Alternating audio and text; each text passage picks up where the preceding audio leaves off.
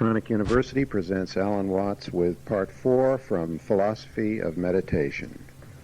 I was talking to you about a rainbow and showing how really everything in the world is like the rainbow. That, in other words, things exist in relationship. And if a vital factor in the pattern of the relationship isn't there, then the thing isn't there. The process isn't complete and therefore doesn't exist. I pointed out that in the case of the rainbow, we had a certain reluctance to include ourselves as observers as one of the essential factors in the existence of an external event.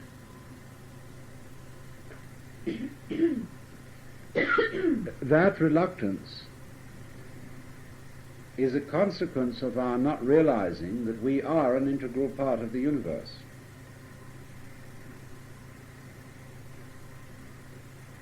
And we will grant, you see, equality to the three variables in the rainbow: the sun, the moisture, and the observer, and grant that they are equally real. But to get the phenomenon rainbow, you just must have all three.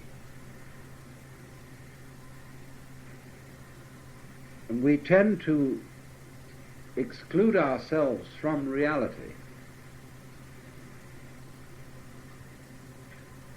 from a vitally constructive function in the manifestation of the world, because of this funny notion we have of being visitors in the thing, strangers, aliens, who are looking at what was there before us, and we don't realize that we make a difference to the world by looking at it.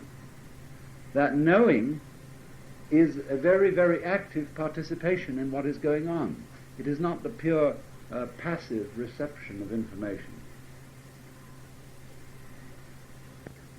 The king is worried when the cat looks at him, although the cat says the cat may look at the king, because the king would obscurely know that being watched by a cat alters him. So, knowledge, you see, is not simply a kind of photography, not quite like just a mirror reflecting something. Knowledge is at least an electronic participation in an electronic phenomenon which we call the physical universe. Like the rainbow, in a way, this also has interesting properties. Now, the crystal is used in Buddhism as an emblem of reality, of space, of what they call shunyata, the void. And they explain that when they say the void, they don't mean something which is our naive conception of emptiness. They mean, I've heard a Zen master use the very phrase, solid emptiness. And he lifted a glass of water, like this, or like this. In other words, an effective transparency, which by virtue of its, we can hardly say structure, by virtue of something, modifies what passes through it, in this case light.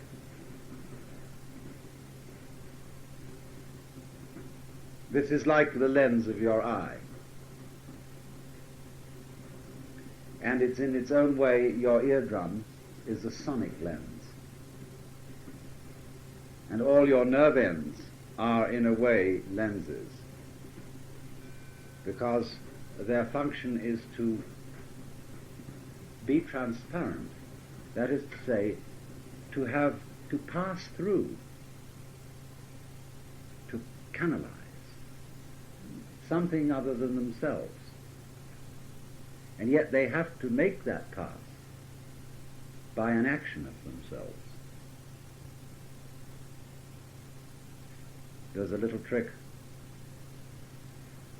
You put 3 pennies or 3 quarters on a table, all touching each other, lined up in a row. The trick is you may touch one but not move it. You may move one and touch it.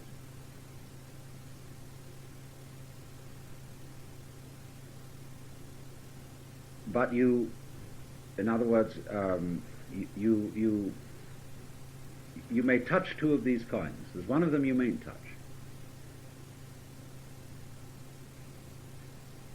One of them you may touch but not move. One you may touch and move. The problem is to move the coin that you may not touch.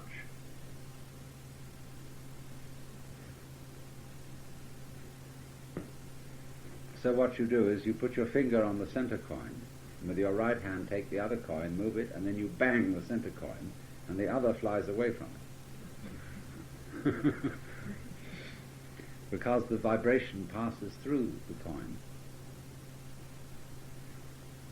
And that's, of course, sort of the sort of thing a neuron does when it conveys a message. It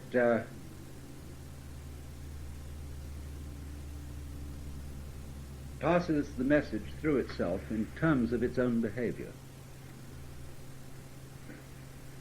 And everything you see keeps translating what is other into terms of itself.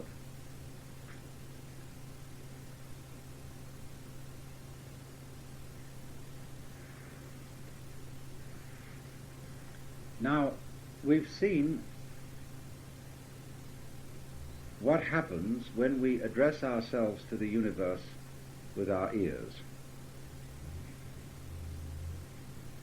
I've given these various examples of sight and touch. Introduce the notion that we can do with our eyes what we have done with our ears.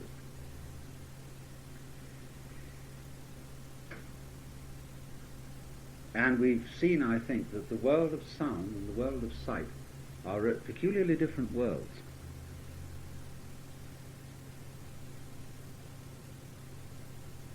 The world of sound is less stable than the world of sight. Vibration, the vibratory character of things is more obvious in the world of sound.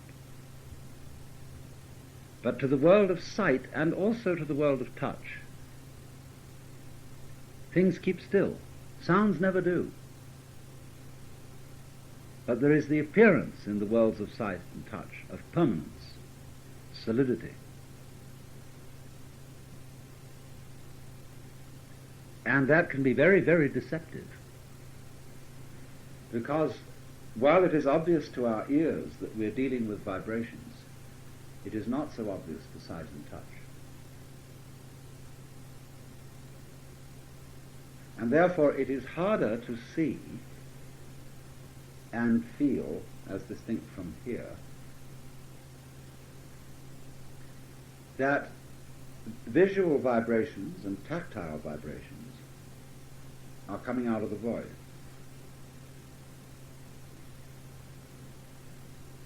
The visual counterpart of silence is space.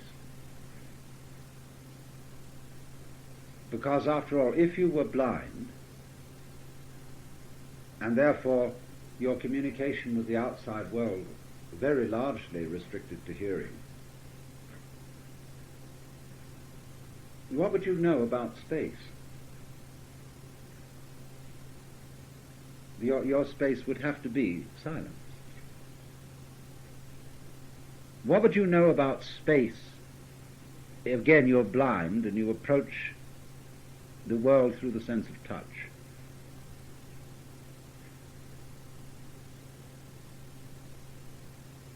You would know space in terms of unobstructed motion.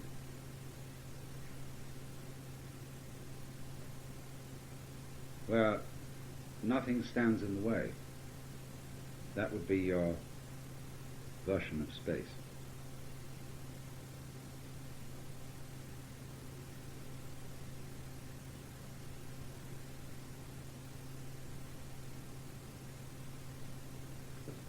Then you would know existence as being stopped. In that direction, the hand, the fingers, the nerve ends move with more or less difficulty.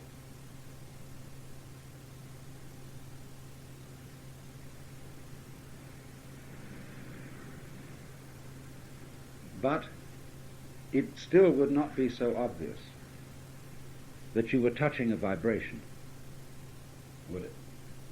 There would be a constancy when your hand came to rest on something in the world of the blind.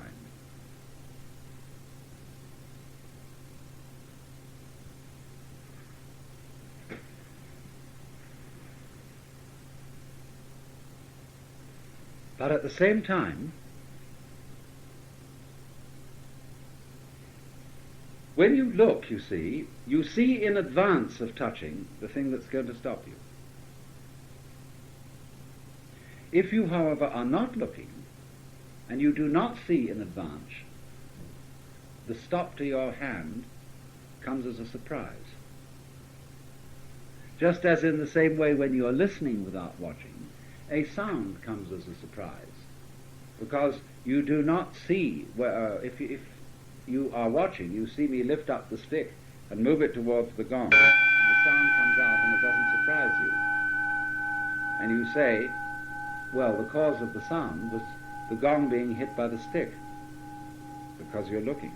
There is no way of knowing that if you are only listening. So it comes as a surprise.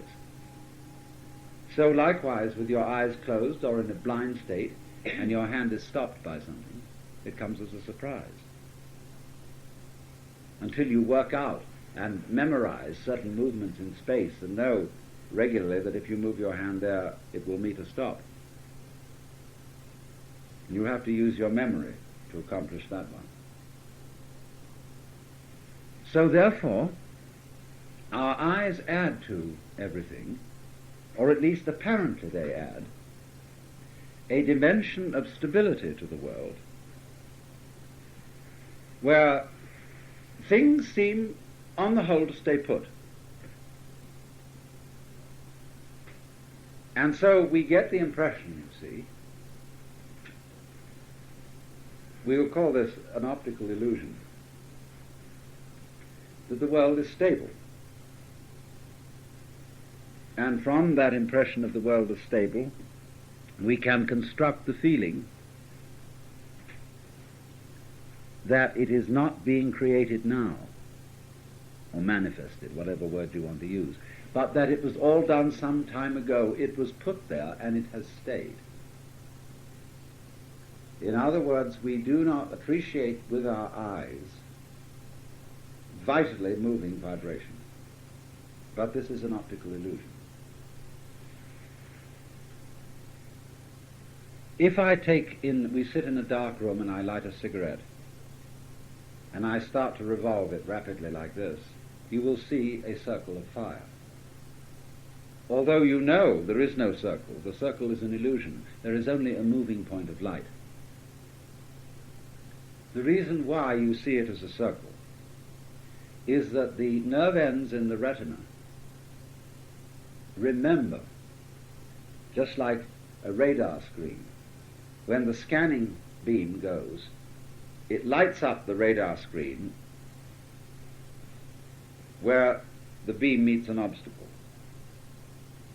But as the beam passes on, the image on the screen fades out, and the beam has to circulate again to revive it. So it turns fairly rapidly and keeps the things revived. So in the same way, your retina, shall we say, retains the impression of light. And because of that retention, you will see a light that is going on and off with extreme rapidity as a constant light. It is for the same reason that a revolving blade of an airplane propeller will create a solid mist, or an electric fan can appear like a disc instead of like separate blades when it is rapidly moved. And that's why we draw all rapidly moving things as slightly fuzzed, because that happens to the eye. Now you'll remember I pointed out to you that what we mean by matter is really form seen out of focus, fuzzed. So when you get very rapid motion, there is fuzz on the retina. And so the extraordinary rapid motion of the various objects we're looking at, being in a high state of electronic vibration, we get fuzz to the eye, that is to say, material stability, and also to the sense of touch, which likewise can distinguish the intervals only in very slow vibrations. See, the nerve ends on the skin are less sensitive than those in the ear and the eye. And we can show that by taking, say, tweezers, which have 2 points, and touch them on certain parts of the body and ask the person, how many points of contact are you feeling? You will find it very difficult to distinguish the 2 points of the tweezer on certain parts of the body. It will seem like one thing touching you. So the eye and the ear have tremendous powers of differentiation. So therefore what we touch when we touch vibration, only if it's jiggling quite considerably will we know that it's vibrating. So we experience intense solidity.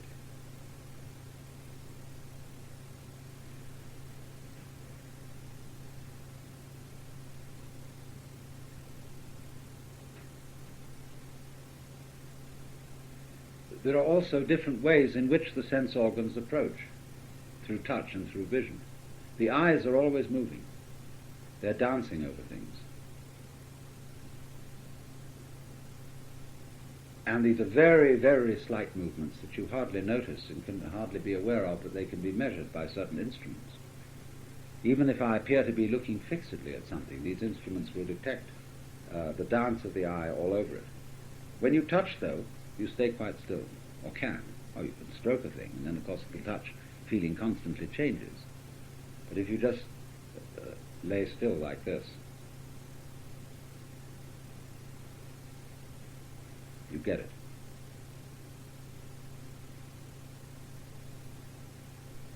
But because of memory in the nerve ends, we don't appreciate with tactile sense or with visual sense that everything is dancing, throbbing, just as sound is to the ear. And so we've got the impression of a stable world. There is an Islamic theory, I think it's in the writings of Ibn Arabi, that God creates the world every moment, and that at each moment the world also comes to an end. But that by doing it again and again and again and again and again and again and again, the illusion of the continuity of the world is produced. There's a Buddhist equivalent of this, which was explained by the Japanese philosopher Dogen, where he makes the strange remark: it is obvious to you that the spring does not become the summer, just as you might say Monday does not become Tuesday. There is spring, and then there is summer. Now he says, from that you should also realize that firewood does not become ashes. There is firewood, and then there is ashes. These states are clearly cut. Because this goes back to the Buddhist theory of what are called kshana. A kshana means an atomic moment. the shortest possible atom of time. And so it would say there are in fact only the kshana. This one and this one and this one and this one. And they must be considered like separate frames on a movie, on film. And the illusion of motion is produced by whizzing them past you. But actually, that's an illusion. And so they've got a theory that since only this moment is real, we could say of you, none of you are ever going to die. The one who dies will be somebody else. None of you sitting here came into this room. That was someone else.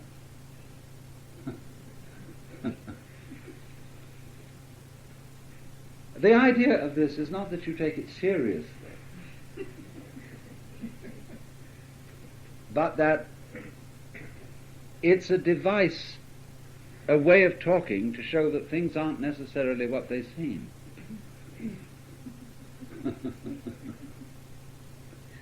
And that indeed it's part of the theme of T.S. Eliot's four quartets, that on a journey those who arrive are not those who left the point of departure. They've changed.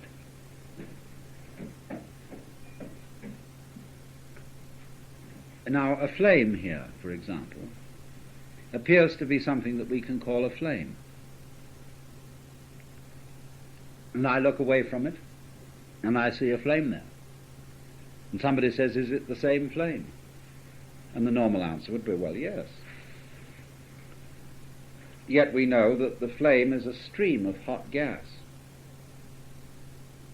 And the molecules of gas, the individual molecules, are constantly streaming away.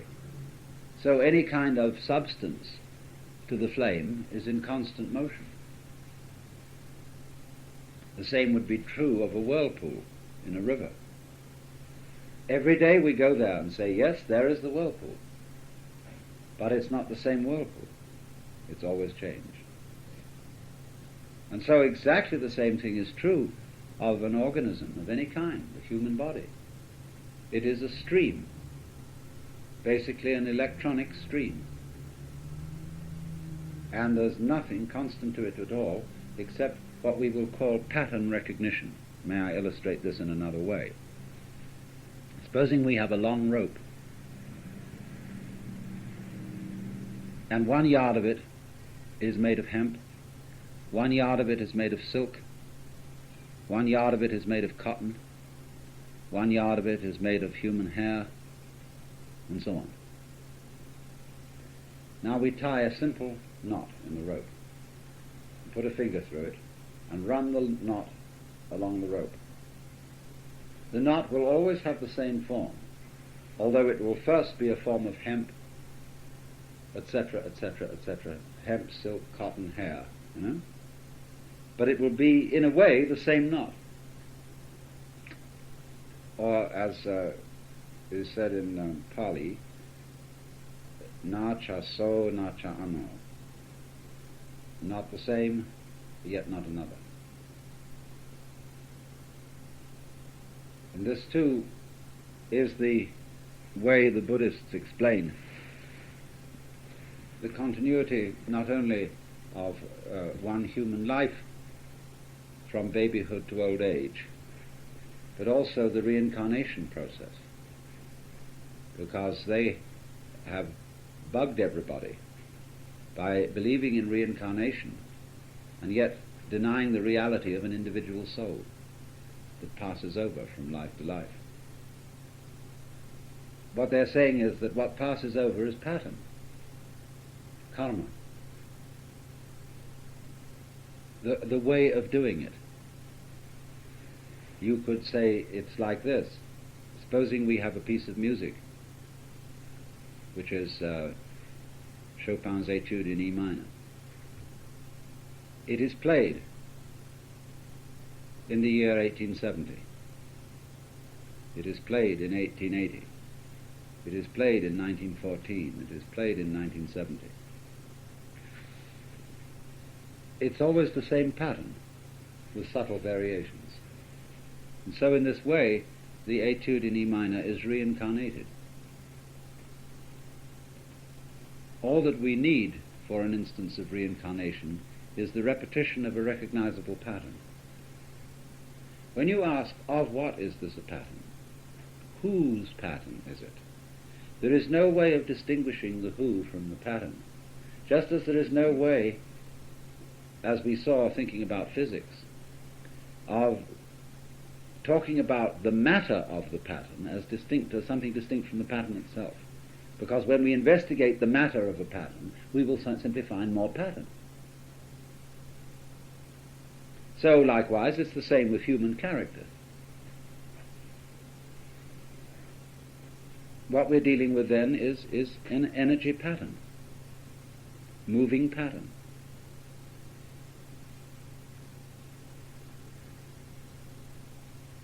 When you begin to see this and it gets into your common sense, things start getting transparent.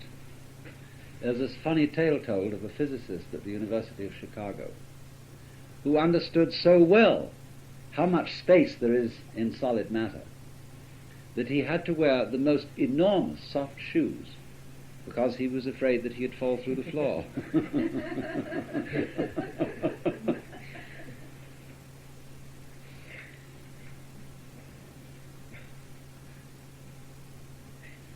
Now,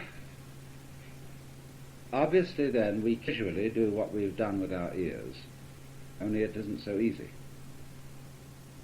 If you look in front of you at the floor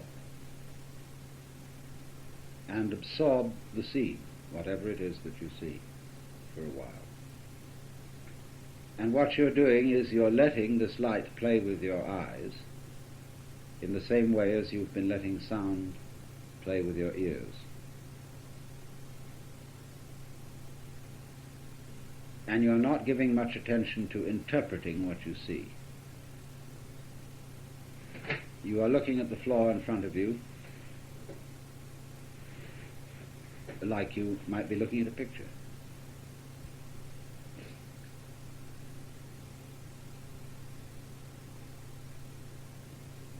Now close your eyes and remember what you've seen.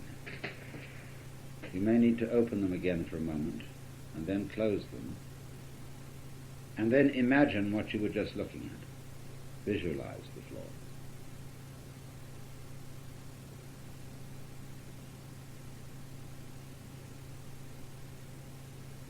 You may have to change about opening and closing to do this.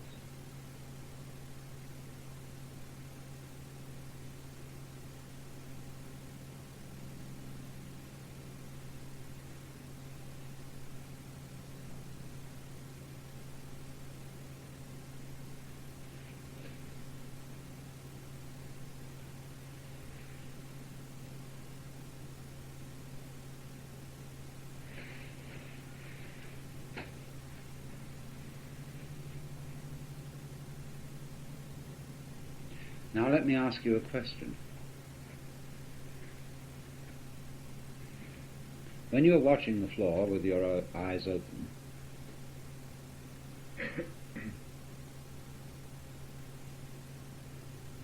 you no doubt have the feeling that the floor is reliable and comes at you constantly. But what happens when you visualize it with closed eyes? Don't you have to feel that you have to keep up the activity to maintain it there in your mind's eye?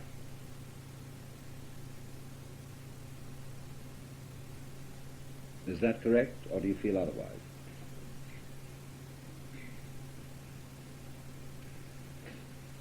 Now can you do this? Look at the floor and visualize it at the same time. In other words, as you are looking at it, do what would be required to imagine it as well. I call this think-seeing. Think it and see it at the same time.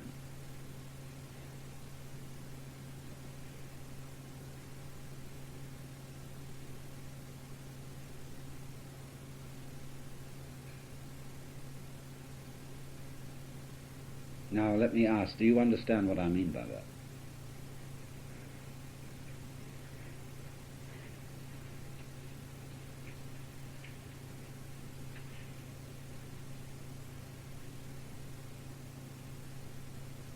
Now try it again. Again, watch the floor.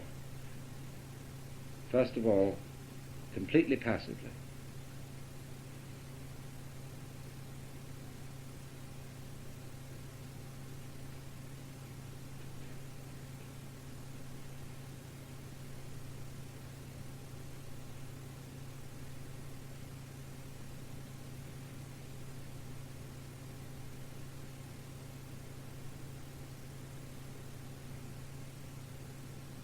And then also think it.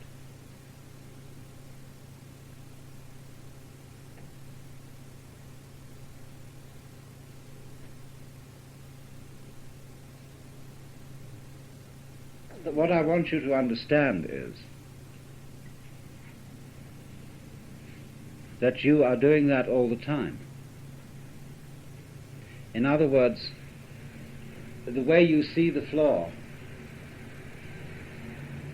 depends as much on your neural output as on the nature of the floor.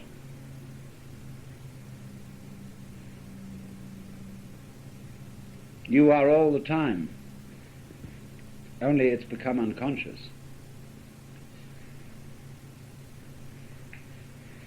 Visualizing it. Only it's not being done by any conscious intent. It's being done by the structure of your optical nervous system. And of course, when you get used to it, as we have been since babyhood, you don't notice the active component. It's become a constant, and conscious attention ignores all constants. That is to say, if, for example, you live in an area which has a particular smell as a constant, you will cease to notice it. Other people new to the area will notice the smell when they come into it, but you won't. You're not usually aware of your own physical smell because you're carrying it with you all the time. So constants are always dropped out because the function of the scanning process of attention is to notice differentiations in the environment. What stays still we ignore. And there are some very basic things that stay still. For example, the color of the eye's lens is called transparent because it's always there in every experience. And therefore we don't notice it as having a color. The same thing would happen if you wore pink contact lenses. For a while you would remember what it was to have white lenses, and but after a while you'd get used to the pink, and you wouldn't notice the pink. It would disappear. Another thing you can do like this optically is you can put on special kind of spectacles which will turn everything you see upside down. After a while you will adjust to this, and you will know how to negotiate, and it will seem that everything is turned the usual way up. If then the spectacles are removed, they will appear to be upside down again, and it will take time for you once more to turn it the other way up. The fact of the matter is that the retinal image is upside down, only that we are accustomed to turn it the other way up. We don't notice the constants because we've been trained to regard them as irrelevant. They become like, say, the diaphragm in a speaker system. Whether you're hearing a human voice, orchestra, noises of automobiles, makes no difference. all these noises are vibrations of the speaker diaphragm. But you take that for granted and nobody even mentions it. The announcer does not come on the radio first thing of the day and saying, ladies and gentlemen, you should be aware of the fact that all the sounds you are now hearing are vibrations of a speaker diaphragm in your living room. And they are not actually these sounds. Well, that's taken for granted. Nobody bothers to mention it. But all those different sounds are on that diaphragm.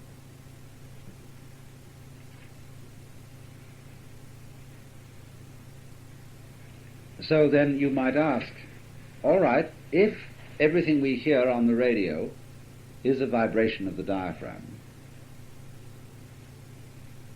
what is what we call real life on?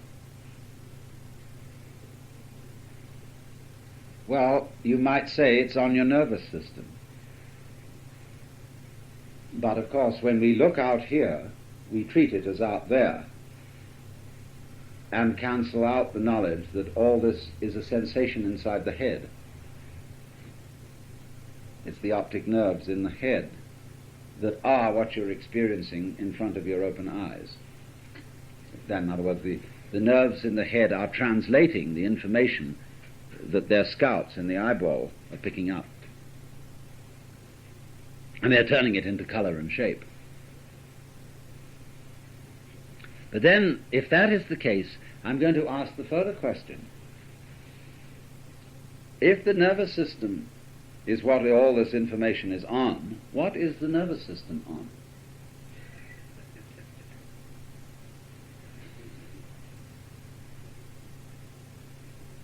Because that too, you see, is a vibratory phenomenon.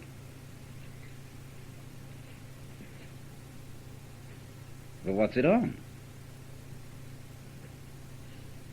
Well, we are in a tricky situation here because we are asking the same question in another way that we were asking when we were trying to find out what matter is. We wanted to know what is the stuff that gives substance to shapes. So when I ask, what is the sound on? I'm wanting to know what is the constant background, the basis for the sound, and that is an idea equivalent to matter underneath form. Do you see that? So in the same way, when you ask, what is the nervous system on? And we are looking, you see, for some kind of stuff which it should be on, only to discover that since it is pattern, there really is no final necessity for it to be on anything.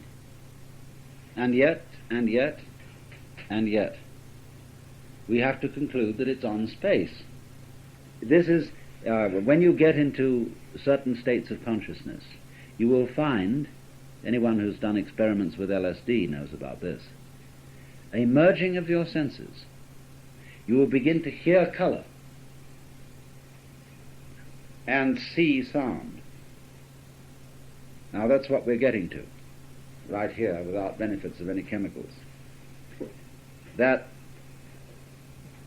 you can begin, as it were, as the more you are aware of the visual image as being a vibratory phenomenon, the only way you can talk about that is to say it seems to buzz at you, like a movie.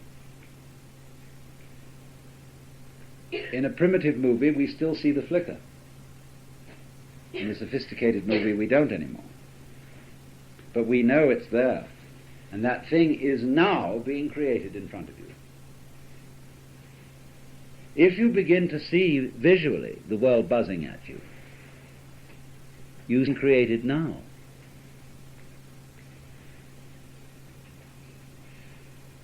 Instead of being the remnant of something left over.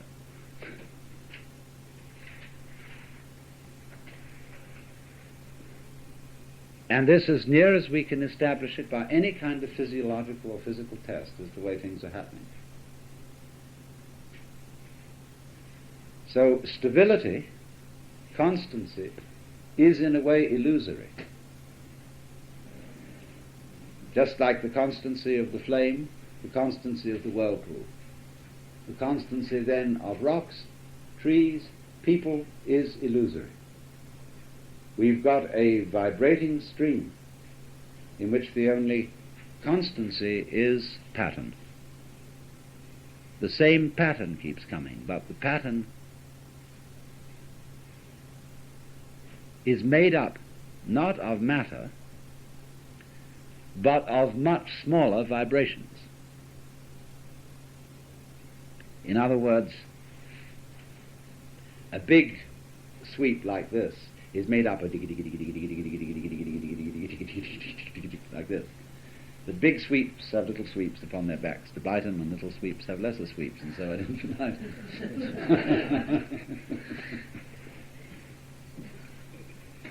But the point is, it's all coming at you now.